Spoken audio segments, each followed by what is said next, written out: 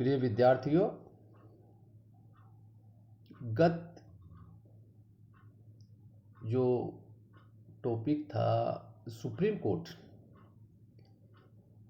उसके ऑर्गेनाइजेशन के बारे में हमने चर्चा की थी। सर्वोच्च न्यायालय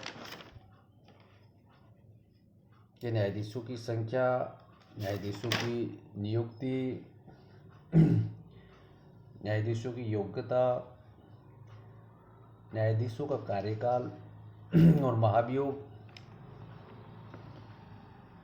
वेतन, भत्ते और अन्य सेवा शर्तें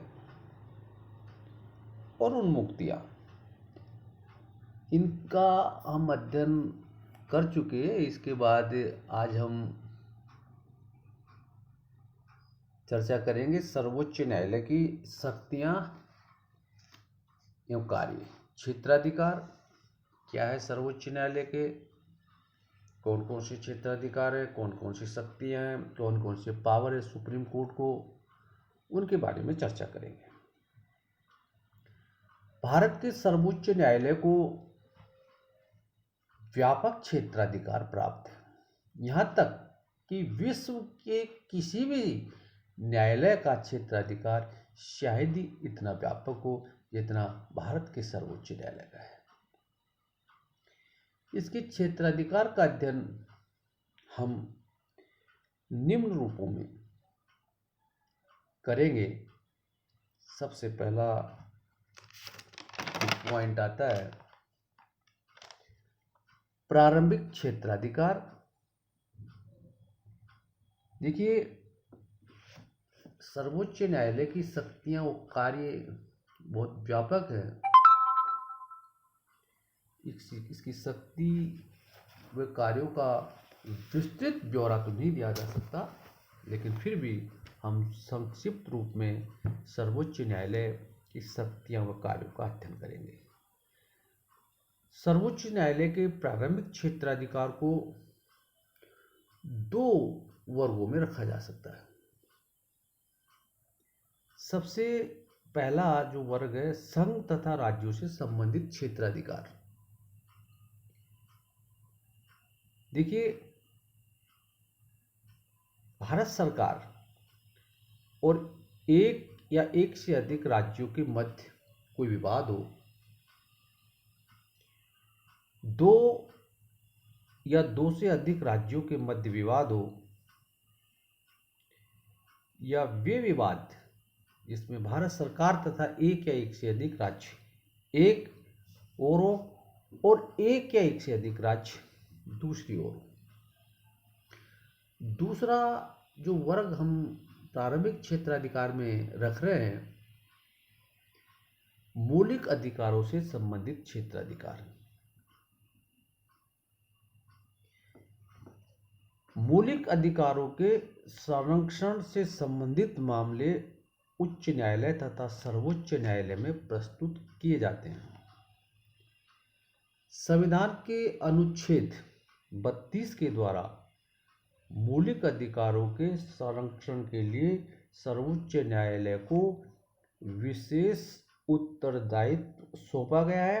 वह मौलिक अधिकारों के संरक्षण के लिए बंदी प्रत्यक्षीकरण, अधिकार परीक्षा, उत्प्रेक्षण तथा परमादेश की याचिका जारी कर सकता है।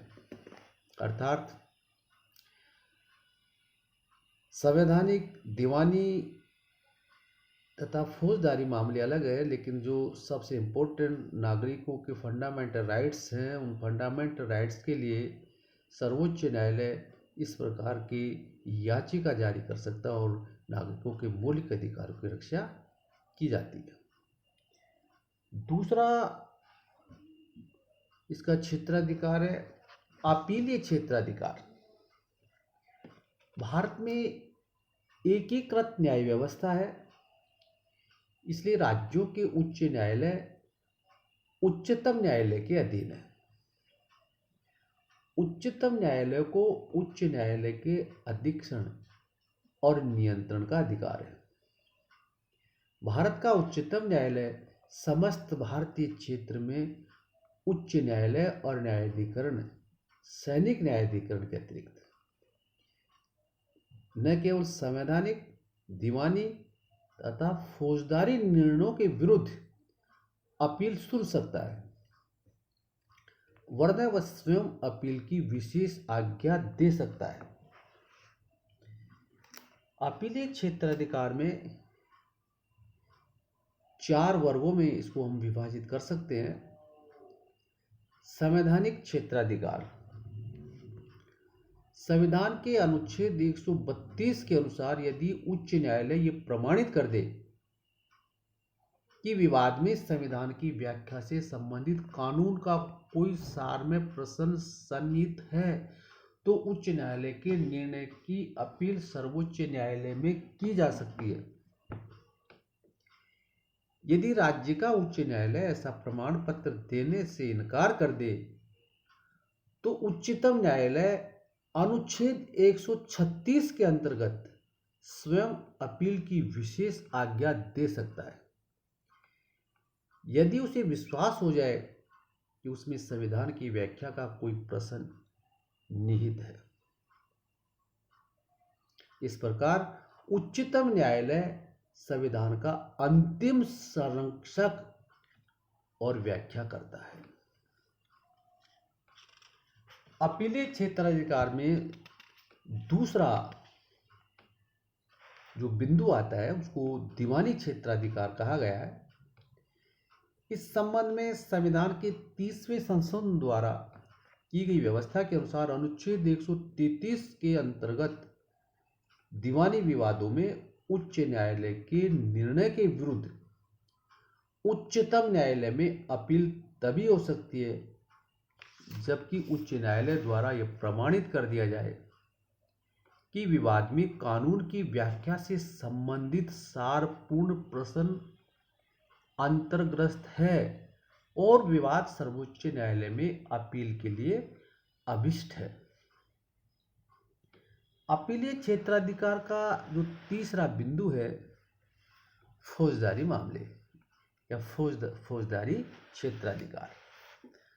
अनुच्छेद 134 के अनुसार फौजदारी मामलों में सर्वोच्च न्यायालय में निम्नलिखित स्थितियों से अपील की जा सकती है। जैसे यदि उच्च न्यायालय से अपील प्रस्तुत होने पर किसी व्यक्ति की उन्मुक्ति का आदेश रद्द कर उसे मृत्युदंड दिया हो। दूसरी बात आती है इसमें उच्च न्यायालय ने अधीनस्थ न्यायालयों से अभियोग विचारार्थ अपने पास मंगवा कर अभियुक्त को मृत्युदंड दिया हो। और फौजदारी क्षेत्राधिकार में तीसरा जो बिंदु है, यदि उच्च न्यायालय ये सिद्ध कर दे कि विवाद सर्वोच्च न्यायालय द्वारा विचार के योग्य है तो अपील की जा सकती है। तो ये था फौजदारी क्षेत्राधिकार। और इसमें तीसरा बिंदु आता है विशेष अपीलीय क्षेत्राधिकार। देखिए ऐसे मामले जो कि उपयुक्त विषयों में नहीं आते परंतु फिर भी सर्वोच्च न्यायालय का हस्तक्षेप आवश्यक लगता हो, तो उनमें सर्वोच्च न्यायालय को अपील सुनने का अधिकार है। सर्वोच्च न्यायालय भारत राज्य की क्षेत्र सीमा में स्थित किसी भी न्यायालय द्वारा दिए गए निर्णय, आज्ञप्ति, दंड या आदेश के विरुद्ध अपील सुन सकता है। देखिए विशेष अदालतों की व्यवस्था और विशेष अदालतों में सर्वोच्च न्यायालय में सीधे अपील की व्यवस्था। राष्ट्रपति ने 13 जुलाई 1984 को आतंकवादी क्षेत्र अध्यादेश जारी कर केंद्र सरकार को अधिकार दिया है कि वह देश के किसी भी भाग को आतंकवादी प्रभावित क्षेत्र घोषित कर आतंकवादियों पर मुकदमे चलाने के लिए विशेष अदालतें स्थापित कर सकती है जो इन मुकदमों की सुनवाई करेगी। इन अदालतों की अध्यक्षता संबंधित राज्य सरकार द्वारा निर्देशित जिला और सत्र न्यायाधीश करेंगे। इन अदालतों के फैसले के खिलाफ अपील सीधे सर्वोच्च न्यायालय में की जा सकेगी। उच्च न्यायालय संविधान के प्रावधानों के अनुसार विशेष अदालतों का अध्यक्षण करेंगे। इस प्रकार अपीलीय क्षेत्राधिकार के दृष्टिकोण से भारत का उच्चतम न्यायालय विश्व में सबसे अधिक शक्तिशाली है।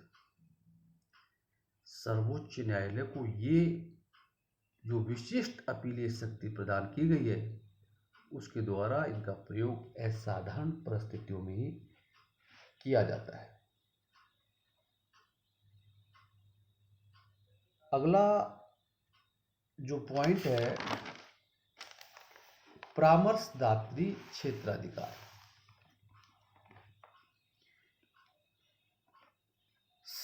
संविधान ने सर्वोच्च न्यायालय को यह अधिकार दिया है कि कानूनी मामलों में वह राष्ट्रपति को सलाह दे सकता है। सर्वोच्च न्यायालय का यह अधिकार मुकदमेबाजी को रोकने तथा उसे एक सीमा तक कम करने में सहायक होता है। इस अधिकार के तहत यदि भारत के राष्ट्रपति को यह प्रतीत होता है कि किसी मामले में विधि का कोई प्रश्न या तथ्य निहित है, तो सर्वोच्च न्यायालय के उस मामले में परामर्श देने के लिए कह सकता है। राष्ट्रपति भारतीय संविधान लागू होने से पूर्व हुए किसी समझौते, संधि, संविदा आदि के विषय में भी सर्वोच्च न्यायालय से परामर्श कर सकता है तथा सर्वोच्च न्यायालय ऐसे मामलों में परामर्श देने के लिए बाध्य है।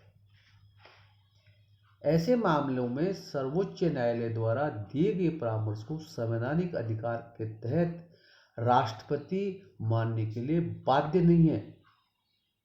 यह उसके विवेक पर निर्भर करता है कि वह उसे स्वीकार करे अथवा अस्वीकार करे। व्यवहार में सामान्यतः सर्वोच्च न्यायालय द्वारा दिए गए परामर्श को राष्ट्रपति द्वारा मान लिया जाता है। राष्ट्रपति के कहने पर सर्वोच्च न्यायालय द्वारा निम्न मामलों में की गई सलाह महत्वपूर्ण सिद्ध हुई है। जैसे 1958 में भारत पाक समझौते के तहत क्षेत्रों की अदला बदली के विषय में 1960 में दिया गया परामर्श। 1974 में राष्ट्रपति के चुनाव के संबंध में सर्वोच्च न्यायालय द्वारा दिया गया परामर्श। 1991 में कावेरी जल विवाद के मामले में सर्वोच्च न्यायालय द्वारा दिया गया परामर्श। 1993 में राम जन्मभूमि और बाबरी मस्जिद विवाद के मामले में परामर्श। 1998 में न्यायाधीशों की नियुक्ति के संबंध में परामर्श और 2002 में स्पेशल रेफरेंस गुजरात विधानसभा समय से पहले भंग हो जाने के कारण चुनाव कराने के मामले पर सर्वोच्च न्यायालय ने अपने निर्णय दिए, उनको राष्ट्रपति ने स्वीकार किया। अगला जो क्षेत्राधिकार है या सर्वोच्च न्यायालय की जो शक्ति है, अभिलेख न्यायालय है। अनुच्छेद 129 सर्वोच्च न्यायालय को अभिलेख न्यायालय का स्थान प्रदान करता है। अभिलेख न्यायालय के दो अर्थ निकलते हैं। एक तो यह कि इस न्यायालय के अभिलेख सब जगह तथा सदा साक्षी के रूप में स्वीकार किए जाएंगे और उन्हें किसी भी न्यायालय में प्रस्तुत किए जाने पर उनकी प्रामाणिकता के विषय में किसी भी प्रकार का संदेह नहीं किया जा सकता।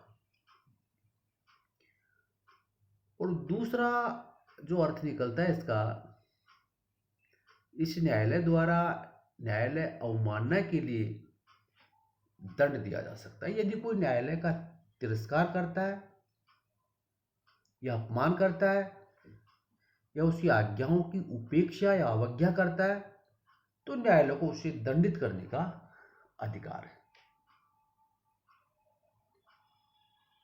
अगली शक्ति या क्षेत्राधिकार सर्वोच्च न्यायालय का आता है मौलिक अधिकारों का अभिरक्षक। भारत का सर्वोच्च न्यायालय नागरिकों के मौलिक अधिकारों का अभिरक्षक है। अनुच्छेद 32(1) इस संविधान द्वारा उसे विशेष रूप में मौलिक अधिकारों को लागू करने के लिए समुचित कार्रवाई करने के लिए उत्तरदायी ठहराया। न्यायालय मौलिक अधिकारों की रक्षा के लिए बंदी प्रत्यक्षीकरण, परमादेश, प्रतिषेध, अधिकार परीक्षा और उत्प्रेक्षण के लेख जारी कर सकता है। किसी व्यक्ति के अगर मौलिक अधिकारों का हनन होता है तो वह सर्वोच्च न्यायालय की शरण ले सकता है। इसके बाद सर्वोच्च न्यायालय का अगला जो कार्य है, क्षेत्राधिकार है, जनहित याचिकाओं की स्वीकृति। देखिए, पिछले कुछ वर्षों में सर्वोच्च न्यायालय ने व्यक्तिगत हितों के संरक्षक के साथ साथ सामाजिक हितों के संरक्षक के रूप में सक्रिय भूमिका प्रारंभ की है। जैसे अनुच्छेद 32 के अधिकार क्षेत्र को उसने अपने नवीनतम निर्णयों में व्यापक कर दिया है। न्यायालय इस संबंध में यह निर्णय देता है कि अनुच्छेद 32 के अधीन कोई संस्था हित से उत्प्रेरित कोई नागरिक किसी ऐसे व्यक्ति के संवैधानिक अधिकारों के परिवर्तन के लिए रिट फाइल कर सकता है जो निर्धनता या अन्य किसी कारण से न्यायालय में रिट फाइल करने में सक्षम नहीं है। तो सर्वोच्च न्यायालय में इस तरीके का प्रावधान किया गया, जनहित याचिकाओं की स्वीकृति दे दी गई है। अगला शक्ति और कार्य है न्यायिक पुनरावलोकन की शक्ति। देखिए, न्याय पुनरावलोकन का अर्थ है संविधान की सर्वोच्चता और सर्वोच्च न्यायालय द्वारा उसकी सर्वोच्चता की रक्षा करने की व्यवस्था है। यदि संघीय या राज्य विधानमंडलों द्वारा संविधान का अतिक्रमण किया जाता है, मौलिक अधिकारों के विरुद्ध कानून बनाए जाते हो, तो सर्वोच्च न्यायालय उन्हें असंवैधानिक घोषित कर सकता है। अगली शक्ति और कार्य है न्यायालयीन विधेयन। कानून बनाने का कार्य संसद या विधानमंडलों को है, लेकिन ये कानून अस्पष्ट होने के कारण सर्वोच्च न्यायालय इन्हें स्पष्ट करता है। न्यायालय वही कानून बना सकता है जो अस्पष्ट है। जनहित याचिकाओं में न्यायालय द्वारा नवीन विधि का सृजन किया गया है, बाद में अन्य नियम कानून के रूप में स्थापित हो जाते हैं। जैसे इरक साम कांगा बनाम भारत संघ 1978 बाद में आवर्जन अधिनियम के अंतर्गत उच्च न्यायालय द्वारा विस्तृत दिशा निर्देश जारी किए गए। दूसरा एग्जाम्पल है लक्ष्मीकांत पांडे बनाम भारत संघ 1984, बच्चों के अवैध व्यापार पर रोक लगाई गई थी। विशाखा बनाम राजस्थान राज्य 1997 में कार्यस्थल पर महिलाओं का यौन उत्पीड़न तथा शोषण रोकने के लिए कई नियमों की घोषणा की गई। भारत संघ बनाम नवीन जिंदल 2004 का एक विवाद था। इस वाद के तहत सर्वोच्च न्यायालय ने अवधारित किया कि प्रत्येक नागरिक आदर व गरिमा के साथ राष्ट्र ध्वज फहरा सकता है। इस तरीके का प्रावधान जो स्पष्ट था, अभी तक स्पष्ट नहीं था, इसको क्लियर किया गया। उपयुक्त विवेचन से स्पष्ट है कि भारत के सर्वोच्च न्यायालय की शक्तियां व अधिकार अत्यधिक व्यापक है। अपीलीय क्षेत्राधिकार में तो इसकी शक्तियां संयुक्त राज्य अमेरिका के सर्वोच्च न्यायालय के समान है। तो प्रिय विद्यार्थियों, ये हमने भारत के सर्वोच्च न्यायालय के क्षेत्राधिकार, शक्तियां एवं कार्यों के बारे में चर्चा की, जो आप सभी को समझ में आया होगा। इसके साथ आप सभी को बहुत बहुत धन्यवाद।